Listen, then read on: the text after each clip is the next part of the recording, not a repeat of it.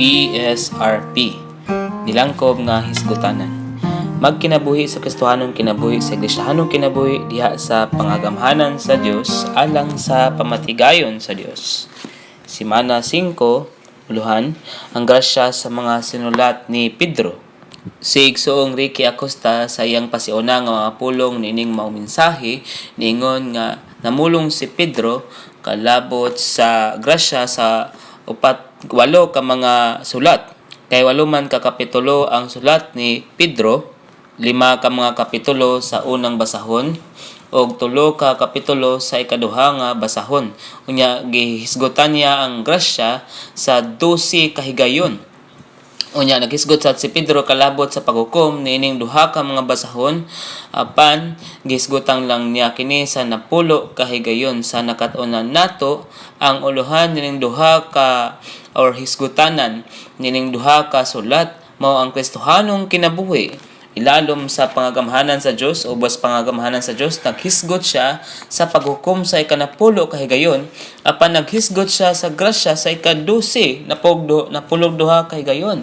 Kinahanglan madasig ta nga makita nato nga dunay luwan si Pedro. Kuhaon gyud nato ang pangagamhanan sa Dios, seryoso kaayo nga paagi sa atong kinabuhi. Apan dunay sangkap dinhi. Ang sangkap sa bag-ong tugon og sa sinulat ni Pedro mao ang grasya. Maminaw ta sa bahin sa grasya sa bag-ong tugon sa kapitulo 1 aron makita kung giunsa sa atong igsuon paghisgot kining grasya.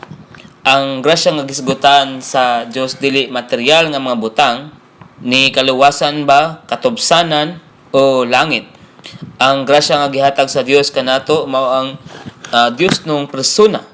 Gihatagan ta sa Dios og persona og kining personaha mao ang grasya mismo nga ni kanato. Daghan nato ang mga Kristohano na sa mga katuigan. Apan wala nato maisip kadaghanan nato nga si Kristo mao ang grasya nga gihatag sa Dios kanato. Kung makakuha tag maayo kay nga trabaho, daghang tawo maghuna-una nga kana mo'y grasya. Ang uban magpasalamat sa Dios sa ihang grasya sa makadawat na sila og kinang college degree. Apan nakasulay batag ingon, "O Dios, salamat sa paghatag og Kristo nga grasya nga ni kanako." Unsa nga grasya kini? Kung wala ka pa kasulay sa pagsulti niini, magsugod gyud tag sa pagsulti niini kadaghan sa usa ka adlaw. O Kristo nga gihatag gani kanako, unsa nga grasya? Unsa nga grasya? Sa 1 Pedro kapitulo 5, niingon si Pedro nga kini ang tinuod nga grasya sa Dios. Nagpasabot kini nga mga butang nga giisip sa mga tawo nga grasya, sa pagkatinuod dili gyud grasya. Si Kristo lang ang tinuod nga grasya. Kay kung dili mo gamit si Pedro og pulong tinuod aron mo patinaw sa grasya. Si Kristo ang tinuod nga grasya sa Dios. Gitagaan sa Dios ang katawhan og daghan kaayo nga mga butang. Gihatagan niya sila og kalangitan, yuta og adlaw, kahayag, hangin, pagkaon ug tubig. Gihatagan ta sa Dios og nining mga butanga nga walay gibayad. Ingog balaod, isipon gyud nato ning tanan nga grasya. Wala gitay gibayad sa bisan unsa nga giginhawa nato nga hangin. Busa maisip ni siya nga grasya. Apan sa Pilipos 3:8 gisultihan ta ni Pablo nga ang tanang butang gawas ni Kristo mga biya. Tay. Ningon siya nga aron mabatunan si Kristo, giisip niya ang tanang butang nga biya. Ang pulong nga biya nagpasabot sa mga butang nga gihimo ng basura o gikaon sa iro. Alang ni Pablo ang tanang butang basura lang o kinahanglan lang ilabay o kaunon sa iro. Ang tanang butang nga giisip nato nga grasya sa pagkatinuod basura lang. Doon na lay usa ka butang dinhi sa universo nga dili nato maisip nga basura. Kana mao si Kristo. Dili basura si Kristo. Putli siya nga maayo kaayo. Karon atong tan-awon ang talamdan. Dunay napulo ka mga Roman numerals. Ang unang Roman numerals mao ang definisyon sa grasya. Unsa man ang grasya? Ang grasya mao si Kristo mismo nga pagpahimulos nato.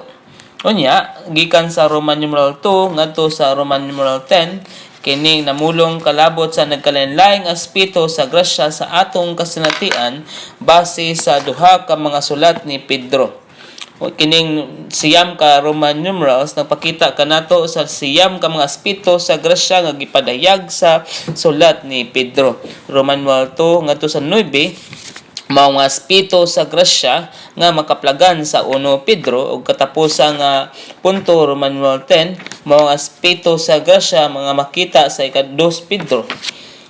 Kinisad ang panghinapos nga mga pulong sa sinulat ni Pedro. Karon mobalik ta sa mga detalye sa talamdan. Usab, ang Roman numeral 1 mao ang definisyon sa grasya. Ang grasya mao si Kristo mismo nga pagpahimulos nato. Kini ang nabanhawng Kristo nga espiritong taghatag og kinabuhi nga naghatag siyang kaugalingon kanato sa walay bayad. Nahimong tanan nato og nagbuhat sa tanan diha nato pinaagi nato og alang nato. Dinhi makita nato nga ang grasya dili siya angayan nga pabor sa kun unsa kadaghan ang pagsabot niini sa mga tao. Ningon sila nga dili nato takos ang bisan unsa apan gipadala sa Dios ang iyang kaugalingon nga anak aron tubson ta sa iyang kamatayon ngadto sa cross tungod sa katubsanan sa iyang anak gipasaylo ta sa Dios o gimatarong ta nga dili unta ta takos. Ang iyang pagmatarong dili wala magdepende magagad sa atong gibuhat kundi sa kun unsay gibuhat ni Kristo ug sa iyang kaluoy. Kini ang komon nga pag-interpretar sa grasya. Apan sumala sa paggamit sa bagong tugon sa bersikulo sama sa 1:1, bersikulo 14 ug sa 17, ang grasya mao ang Dios nga gihatag nga ni kanato aron mahimong atong pagpahimulos. Sa 1 Korinto 15:10 ningon si Pablo, nangabudlay ko labi pagyod kaysa nilang tanan, apan dili ako kundi ang grasya sa Dios nga naa nako. Kini nga unod ining bersikulo dili mahubad ang grasya og usaba ka kapabor. 1 Korinto 13:14 ingon, ang grasya ni Ginoong Hesukristo ug ang gugma sa Dios ug ang pagkambitay sa Espiritu Santo mainyong tanan. Dili gyud igo nga hubad ang dili takos nga pabor ang kalabot sa grasya sa pagbukas sa mga pamulong sa sulat ni Pablo. Kasagaran miingon gyud si Pablo, mainyo ang grasya ug kalinaw sa Dios ug samahan ug ni Ginoong Hesukristo. Filipos 2:23 nga katapusang bersikulo sa mao nga basahon nag-ingon, ang grasya ni Ginoong Hesukristo maanaa sa inyong espiritu. Ang panghinapos sa kasagaran sa mga sulat namulong kalabot sa grasya sa samang paagi. Ang grasya dili lang kay hustog yung mahubad ingog dili takos nga pabor. Ang husto nga pagsabot sa grasya or kahulugan sa grasya di lang kundili mao ang Dios diha sa anak pinaagi sa espiritu gihatag nga ni kanato aron atong mapaymuslan ingon nga atong kinabuhi sa angkap sa kinabuhi ug atong tanan. Busa ang pagpaambit sa grasya mao ang paagi sa Dios sa pagkiglabot kanato sa pagpaambit sa iyang kaugalingon sa iyang Trinidad nga ni kanato alang sa atong pagpahimulos. Karon moadto ta sa Roman numeral 2. Ningon kining puntuha kalabot sa pagtaghan sa grasya sa atong kasinatian, pagdagay sa grasya. Ingon diri, ang pagdagay sa grasya mao ang grasyang ni dagaya sa inadlaw natong kinabuhi sa hingpit nga pagkaila nato sa Dios ug ni Hesus nga atong Ginoo. Dato ni dagaya og daghan ang grasya sa Dios sa pamatigayon niya. Sa 1 Pedro ug 2 Pedro namulong si Pedro kalabot ni ini. Ang 1 Pedro kapitulo 1 bersikulo 3 ang ingon, mainyo ang grasya ug mudagaya ang kalinaw diha ninyo. Sa 2 Pedro kapitulo 1 bersikulo 2 ingon, mainyo ang grasya ug mudagaya ang kalinaw sa hingpit ninyong pagkahila sa Dios ug ni Hesus nga atong Ginoo. Kining grasya gihulagway ni Juan sa Juan 1:16 ug nagsapaw-sapaw nga grasya. Sa 2 Corintos gihulagway ni Pablo kining grasyaha og dobleng grasya. Sa Epeso namulong si Pablo nining grasyaha ingog ni labaw nga pagkadagaya sa iyang grasya. Sa Roma nagisgot siya nining grasyaha ingog nagdagaya nga grasya. Kining tanan mga pagpakaila, pagpadaghan, pagpadato sa grasya sa atong kasinatian. Ubos sa Roman 2, dunay tulo ka mga punto. Ang unang punto namulong kung unsa pagdagaya sa grasya nga ni kanato. Ningon ang A, mudagaya ang grasya kanato pinaagi sa atong mga pag-antos, mga paglimiti ug mga kaluyahon. Ang grasya mao si Kristo nga tigpas-an sa luwan nato. Labi kadaghan ang atong luwan, maglabi kadaghan sab ang kahigayunan nga makasinati ta ni Kristo nga grasya. Gihangyo ni Pablo ang Dios sa makatulo nga tangtangon ang tunok sa iyang unod apan gisultihan siya sa Ginoo, igo ang akong grasya kanimo kay mahingpit man ang akong gahom sa mga kaluyahon. Unya ikaduha ug katulo nga punto namulong kalabot sa pagpahimulos tiining grasya. Ningon ang B, ang pagpahimulos sa Ginoo nga grasya naa ni adtong nahigugma niya. Unya ang ikatulo nga punto namulong sa kun giunsaon nato pagpahimulos kining grasya.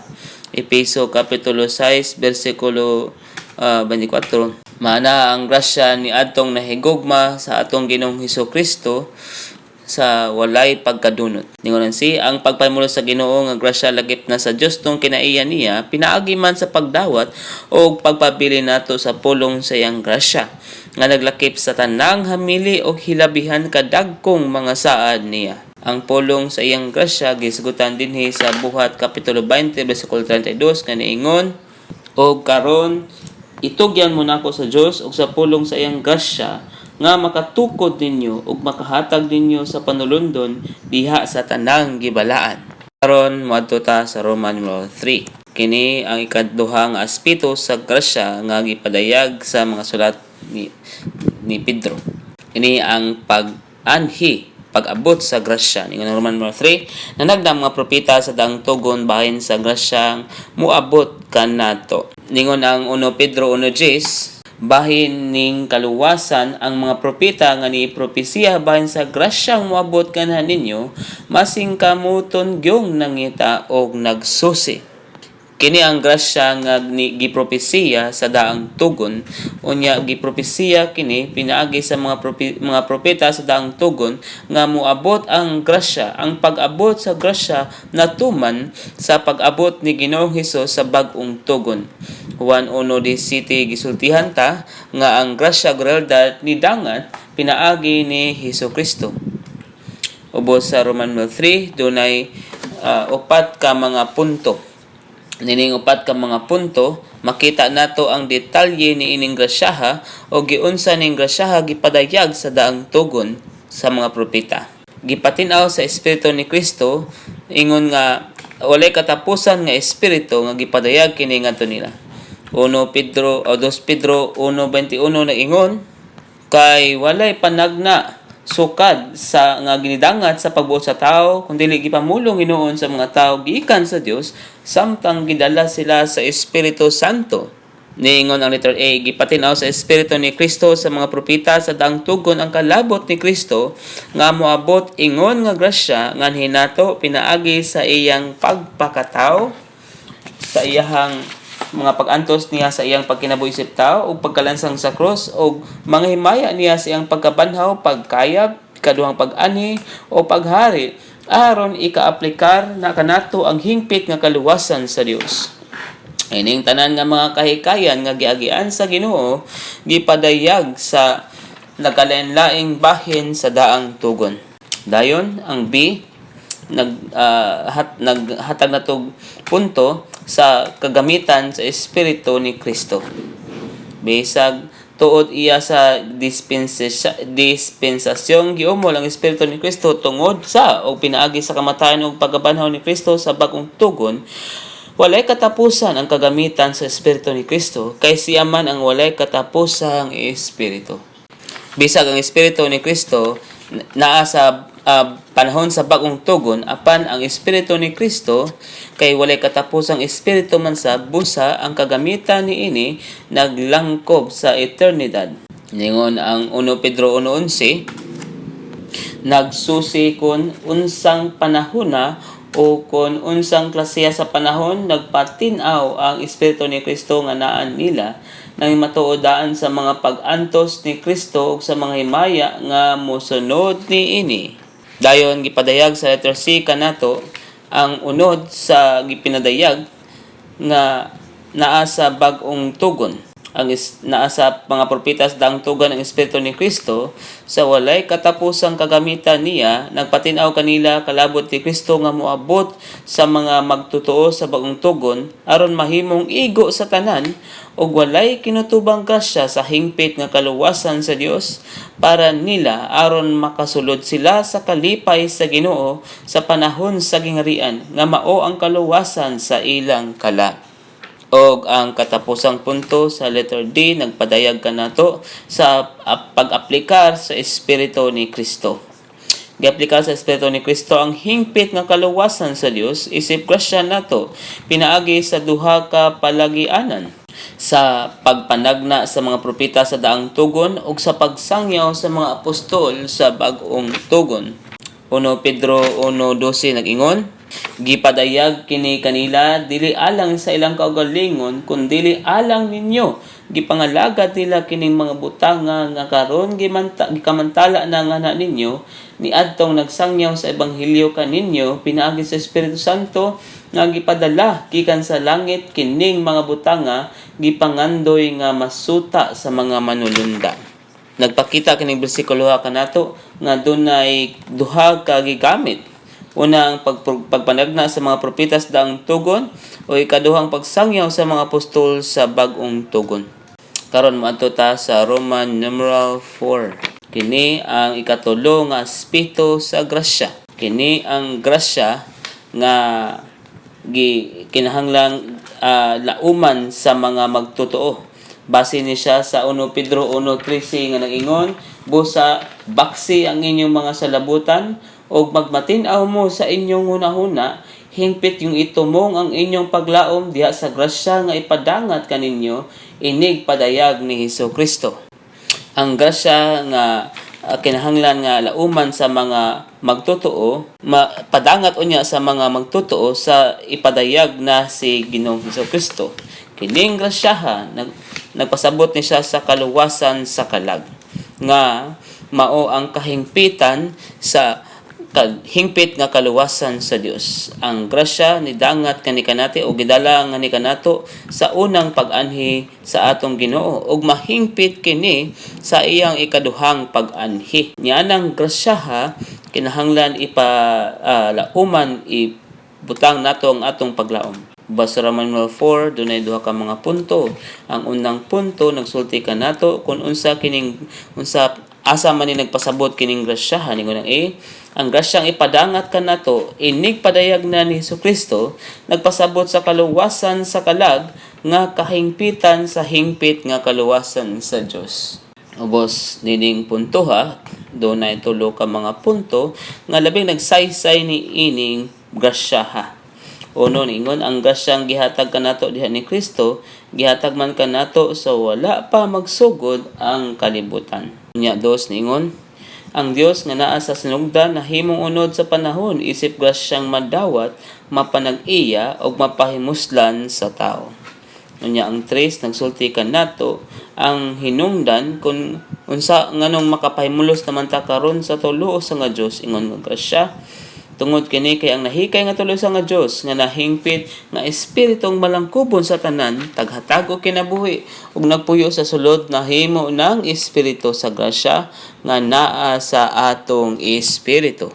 Unya ang letter B kiduhang punto nagpadayag kanato kung unsaon man mapadayonong ipahimutang nato ang atong kaugalingon ining grasya. Bukas gid unta tang mga sudalan adlaw-adlaw aron mahimong makanunayong mga tigdawat sa grasya ug bug-os ug hingpit gyud tang mulaom ning grasya. Karon matuta sa Roman 5 kini ay kaupat nga aspeto sa grasya. Kini ang grasya uban sa Dios. Nagpasabot ang grasya uban sa Dios sa 1 Pedro 2:19-20 sa pagpadasig sa Dios ng kinabuhi sa sulod nato ug ang pagpadayag niini sa atong kinabuhi nga nahimong puno sa grasya ug hinangpunon sa panan-aw sa tao ug sa Dios sa paggawi nato. Niingon ang 1 Pedro 2, versikulo 19-20, kay kini ang grasya. Kung dunay bisan kinsa nga tungod sa pagbati sa Dios, magpailob sa kagul-anan tungod sa dili mangangayong pag-antos. Kay unsa may himaya niana kung sa dihang nagpakasala mo o gibunog nagmainantuson mo, apan kung sa nagbuhat mong maayo o gisakit nagmainantuson mo, grasya ka na uban sa Dios. Ubos sa Roman 5, dunay tulo ka mga punto. Ang unang punto, nagsulti ka nato kung unsaon man nato pagsinati sa grasya uban sa Dios. Ang grasya nga mao ang nahikay nga tuluos ang Dios nga kapahimuslan nato nahimong pagdasig nato sa sulod o pagpadayag nato sa gawas sa suod nga pakig-ambitay nato sa Dios ug sa pagkamabinantayon nato niya. Katunan gyud natong tanan nga makabaton og grasya nga mao ang pagdawat, pagpanag-iya, paggamit og pag-aplikar sa grasya. Og ang ikaduhang punto nagsulti kanato nga kining grasya makita og mapadayag sa atong pagkinabuhi og sa mga panagkatigom. Ang nahikay nga tulos ang Dios nga grasyang nadawat og napahimuslan nato madayag man og makita sa uban diha sa balaang pagkinabuhi nato og sa mga tigom sa iglesia. Sa buhat 11:23 gisultihan ta sa dihang si Bernabe ni abot sa Antioquia, nagtinguha siya sa grasya sa Dios.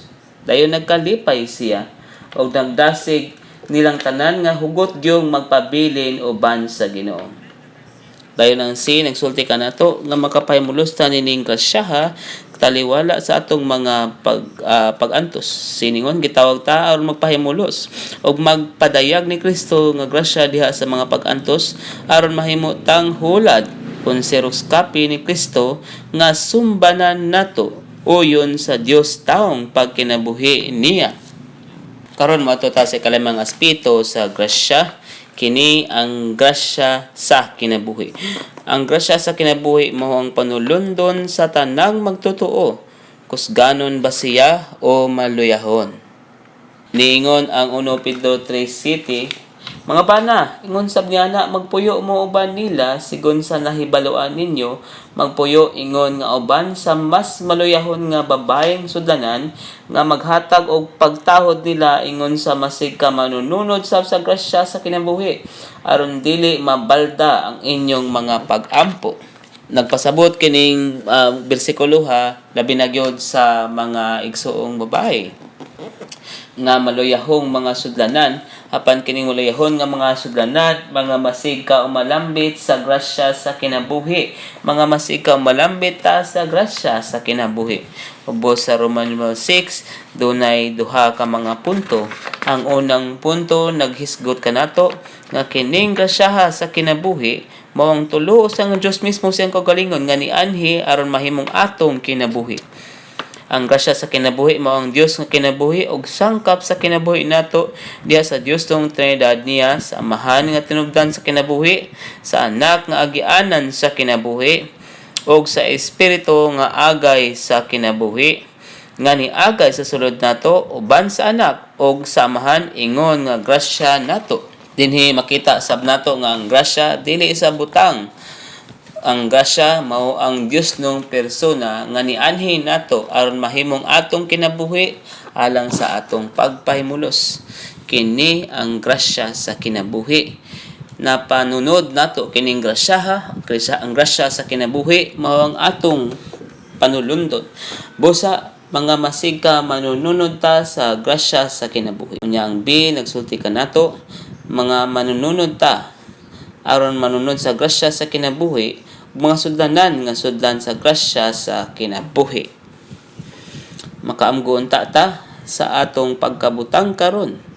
Maluyahon tingali ta, maluyahon nga sudlanan, bisan panihana mga sudlanan ta aron sudlan sa grasya sa kinabuhi. Naata ni anang bahandia sa atong sudlanan nga kulunon. Sunod sa Roman 7 makita nato ang ikaunom nga aspeto ni ining grasyaha. Ining grasyaha mao ang nagkadaiyang grasya sa Dios. Nagpakita ang nagkadaiyang grasya sa Dios sa kadato sa grasya niya sa nagkadaiyang espiritu niini nga gipangalagad sa mga balaan sa usag-usa. Base kini siya sa 1 Pedro 4:10 nga ingon, tagsa-tagsa sigon sa nadawat niya nga gasa, mga lagaray niini sa inyong kaugalingon ingon nga maayong mga piniyalan sa nagkadaiyang grasya sa Dios. Ubos sa Roman 7 dunay duha ka mga punto. Ang unang punto naghisgot sa tinubdan nining datong sangkap. Ang kaduang punto sa atong panginahanglan sa pagpangalagad ning datong sangkap ngadto sa usag-usa. Ang nagkadaiyang grasya sa Dios mao ang datong sangkap sa kinabuhi nga mao ang tulo usang Dios nga gipangalagad kanato sa daghang aspeto. Dayon ang B nagsulti kanato, mahimo unta tang maayong mga piniyalan sa nagkadaiyang grasya sa Dios nga mamulong sa mga pulong sa grasya ingog mga orakulo sa Dios og mga lagad tungod sa kusog ug gahom sa grasya nga gisangkap sa Dios. Ang paagi sa nga makapangalagad ta nining grasya sa usag-usa pinaagi man sa atong pagpamulong. 1 Pedro 4:11 nagsulti kanato, kung dunay mamulong ingon sa namulong sa mga pinadayag sa Dios, kung dunay mga lagad ingon sa nangalagad kusog nga gisangkap sa Dios, aron sa tanang butang mahimaya ang Dios pinaagi ni Hesukristo kang kinsa ang himaya ug ang gahom hangtod sa kahangturan. Amen. Dayon sa mga ebanghelyo makita nato kung giunsa sa Ginoo pagpangalagad ngadto sa mga tao ang pulong sa grasya mao ang pagpalugwa sa iyang baba. Lucas kapitulo 4 bersikulo 22 nag-ingon, og napamatuod ang tanan alang niya og nahibulong sa mga pulong sa grasya nga nanggula sa iyang baba, og ningon sila, dili ba anak man kini ni Jose? Unya sa Efeso kapitulo 3 kapitulo 4 bersikulo 29 nagdasi kini kanato, ayaw pagpagulaa sa inyong baba ang pulong mga kadaot kundili kadto rang maayo nga makatukod sigon sa panginahanglan aron makahatag kini grasya sa mga nakadungog. Dinhi makita nato nga pinaagi sa atong mga pagpamulong makapangalagad ta ni ining grasyaha sa usag-usa. Karon maadto ta sa Roman 7 or Roman 8. Kini ang ikapitong aspeto sa grasya. Kini ang naghatag sa grasya ngadto sa mapabsanon. Naghatag ang Dios og grasya sa mga mapabsanon apan nagsanta siya sa mga mapahitason. Base kini siya sa 1 Pedro 5:5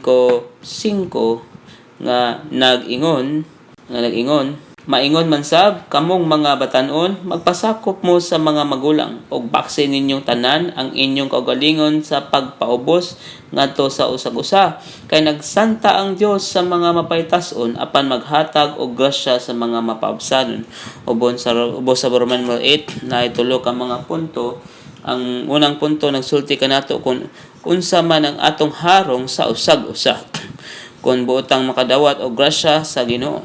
Diha sa iglesiyanong kinabuhi, baksan gyud natong tanan ang atong kaugalingon sa pagpaubos ngadto sa usag-usa aron makapahimulos ta sa Dios nga taghatag og grasya. Dayon, ikaduhang punto, namulong sa lugwa sa pagpaubos ug kanang garbo. Magluwas nato sa tanang matang sa pagkadaot o pagpadangat sa grasya sa Dios ang pagpaubos.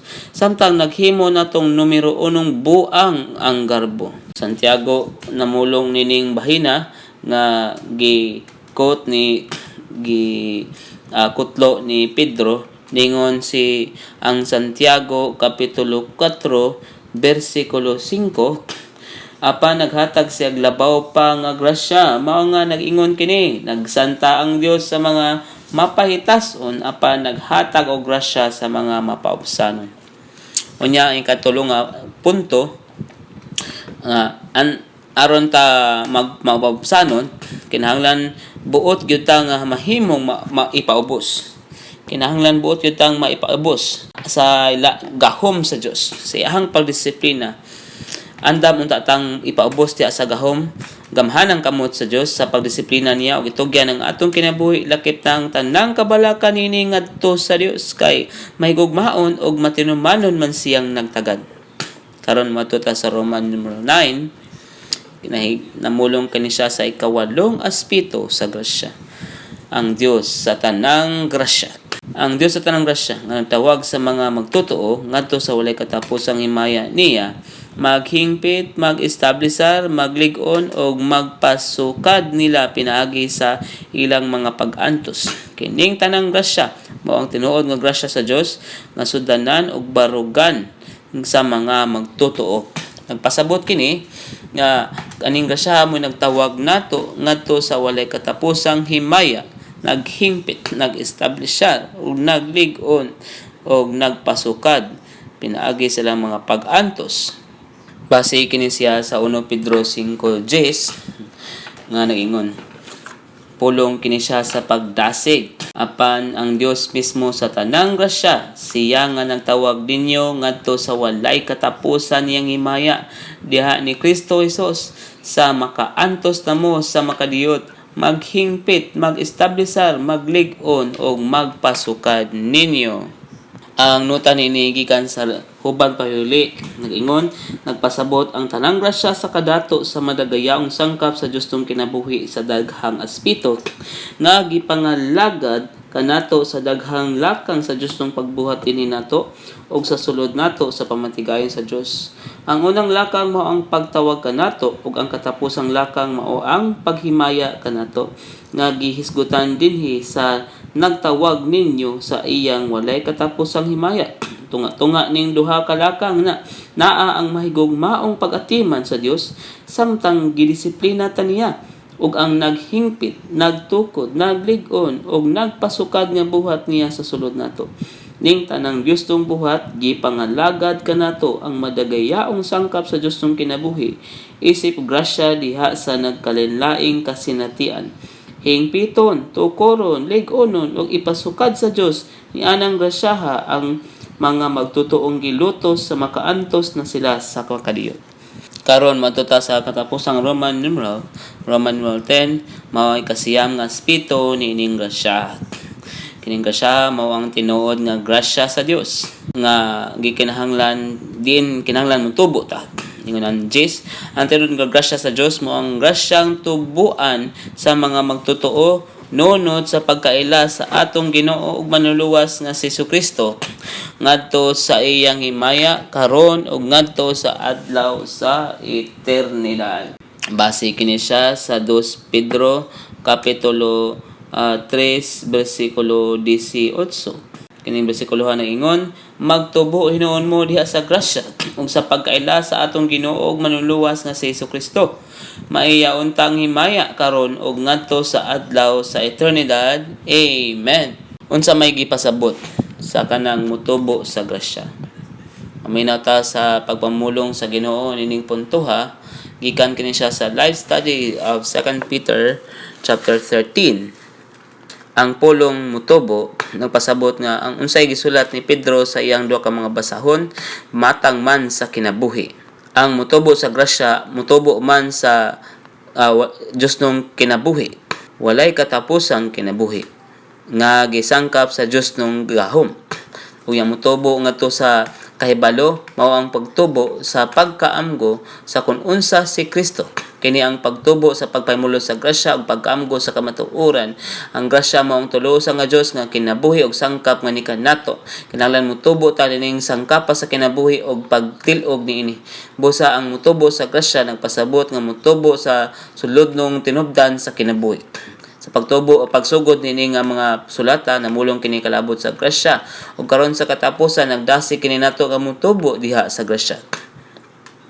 Unsa may gipasabot sa pagtubo sa grasya?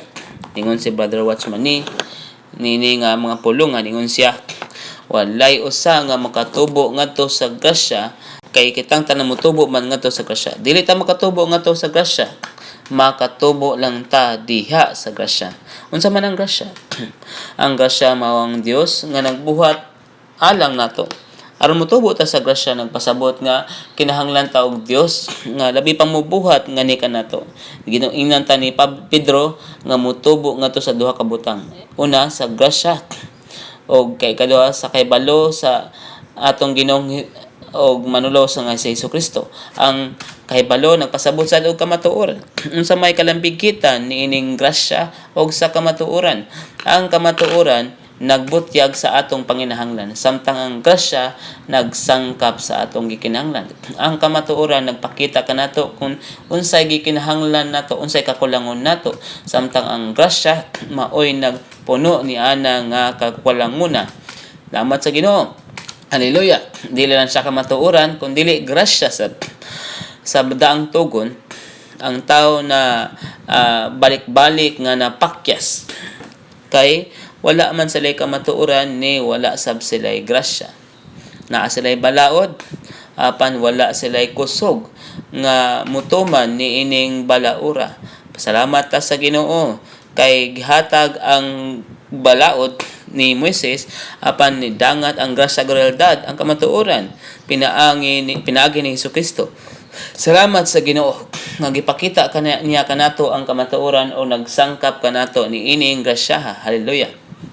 Saan man nato pagpatinuod o pag subjektibong masinatian og mutubo nining grasya aron masabtan nato ni maminaw ta sa pagkasinatian sa ni Fishbacker kung giunsa niya pagtubo sa grasya sa may kalabutan sa pagpahigugma niya sa iyang kini ang makalagot nga masig ka magbubuhat. Kikuha kini siya sa Collected Works of Watchman Nee, Volume 24, The Overcoming Life, Chapter 9. Si Miss Fishbacker na ay masig ka magbubuhat nga kanunay yung hatagan siya maglisod-lisod. Ang masig ka magbuhat kanunay yung naay idea nga nakapahimo niyang magantos. Kung si Fishbacker ningon paunta nga naingon inana nga ani nga butang, ipanghimakak sa magbubuhat nga dunay ingon ana nga butang.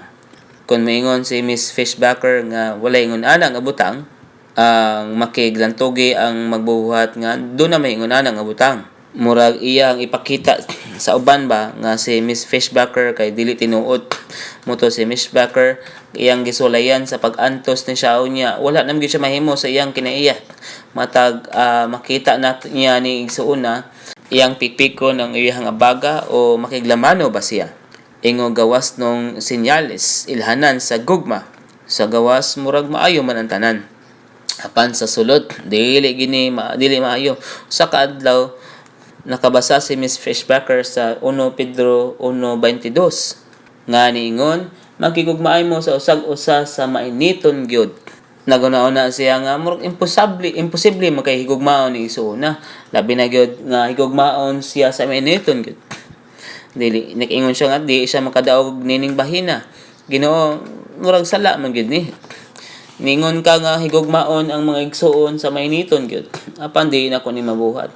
Sala gini nangayo siya sa Ginoo nga kuwatang tangon kining sala diha niya dili na siya magdumutig sa una niya mugahin siya panahon diha niya pandisod kaayo nga mahigugma siya nining tawhana labing kada kita niya nining sa una murag yang buhaton gyud niya ang tanan niyang mahimo aron mahigugma siya apan dili gyud mo salir.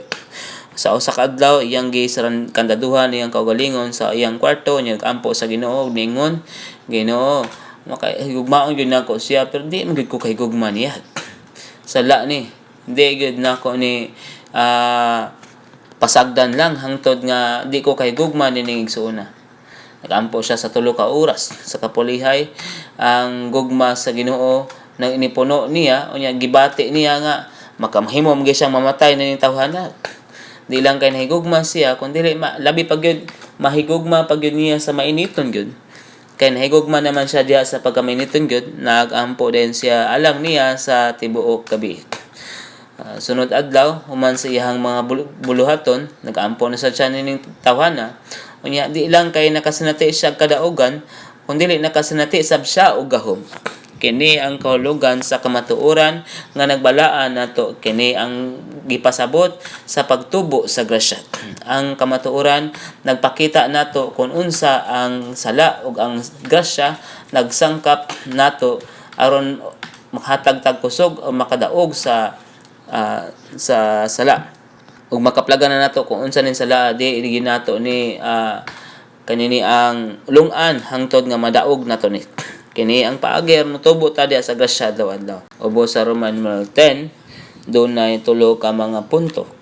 Ang unang punto nagsulti kanato nga kini ang panghinapos nga pulong sa sulat ni Pedro. Kini ang panghinapos nga pulong sa mga sulat ni Apostol Pedro. Nagpakita nga iya sa diha sa gumikan sa og pinaagi sa grasya sa Dios ang tanang gisulat niya. Gisultian ta sa kini ikaduhang punto kung unsa ang lugwa sa grasya diha sa pamatigayon sa Dios.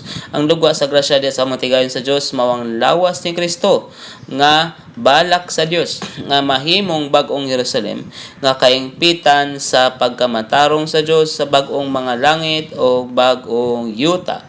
Unya ang katapusang punto namulong kini siya sa kadato sa grasya sa Dios. Dili malimitahan ang kadato sa grasya sa Dios, ang kadato sa Dios mismo nga atong mapahimuslan og ipasundayag kini sa eternidad. Hingpit yun tatang masayot sa tinuod nga grasya sa Dios. Pinaagi sa pagpahimulos sa dili malimitahan nga kadato sa grasya sa Dios nga diin motubo ta daygon ang Ginoo. Padayon unta tang tanan nga motubo diha sa grasya.